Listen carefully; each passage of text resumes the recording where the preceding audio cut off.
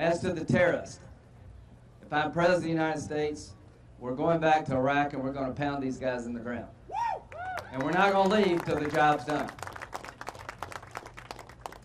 If you think you can defend this nation without some of our soldiers going back to get it right this time, then I don't know what movie you're looking at.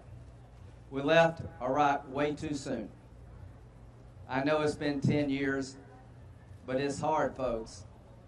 It's hard to build people up who've never known anything but heartache and hatred.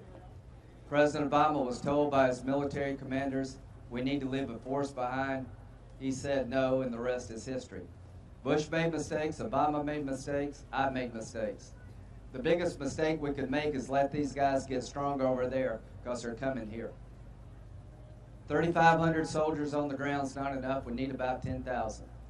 We need a couple of aviation battalions to take the fight to ISIL. We're going to need embedders and trainers at the battalion level.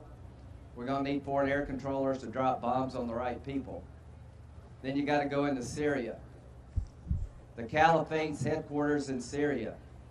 If we don't hit them there, they're coming here. I don't know how to destroy ISIL without some American ground component. This is not working from the air. So here's what I would do as your president. I would send more troops back to Iraq, as I just described. I would go to the Arabs in the region and said, we're going to use your armies, and you're going to pay for this war because we paid for the last two. And we're going in together.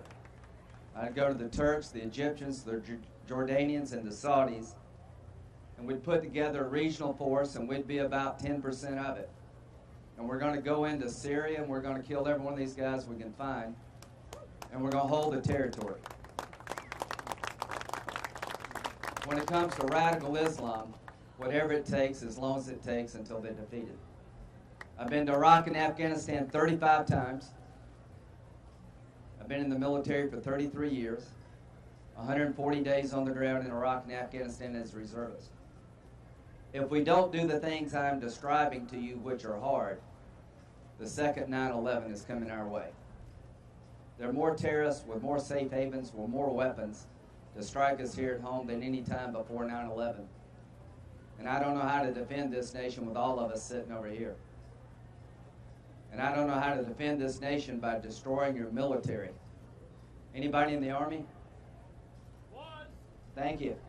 We have the smallest Army since 1940. Does that make sense to you? No. Smallest Navy since 1915. If I'm Commander-in-Chief, we're going to rebuild the military and we're going to use it smartly. The #1 job of the federal government is to defend everybody here. And if you don't get that, you shouldn't be Commander-in-Chief. If you don't understand, we need ground forces to go in on the ground in Iraq and Syria to destroy ISIL before they hit us. You're not ready for